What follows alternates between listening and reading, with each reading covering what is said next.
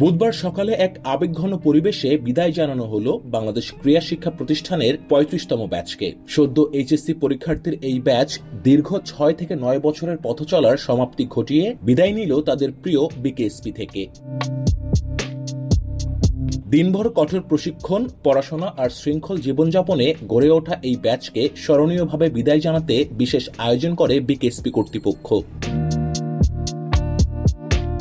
College থেকে শুরু করে প্রধান ফটক পর্যন্ত রাস্তার দুই ধারে দাঁড়িয়ে প্রশিক্ষণার্থী, কর্মকর্তা ও কর্মচারীরা ফুলের পাপড়ি ছড়িয়ে এবং বাদক দলের সুরে বিদায় জানায় ৩৫তম ব্যাচকে। সবার চোখেই ছিল অশ্রুসিক্ত আবেগ। এর আগের দিন সন্ধ্যায় বিকেএসপির অডিও ভিজুয়াল সেন্টারে আয়োজিত বিদায় অনুষ্ঠানে রজনীগন্ধার ফুল দিয়ে বরণ করা হয় বিদায়ী শিক্ষার্থীদের। স্মৃতিচারণ করেন দুই প্রশিক্ষণার্থী ও তাদের শ্রেণী শিক্ষক। পরিবেশিত হয় এক মনোজ্ঞ সাংস্কৃতিক অনুষ্ঠান।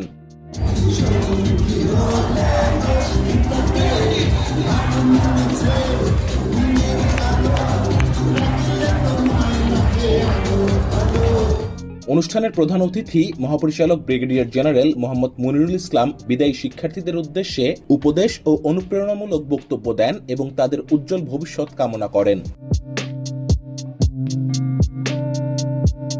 শেষে বিদায়ী ব্যাচের সঙ্গে তিনি নৈশভোজে অংশ নেন। এই অভিনব বিদায় আয়োজন সংশ্লিষ্ট সবার মনে তৈরি করেছে স্মরণীয় এক মুহূর্ত, যা ৩৫তম ব্যাচের বিকেএসপি জীবনের সমাপ্তিকে করেছে আরও বিশেষ।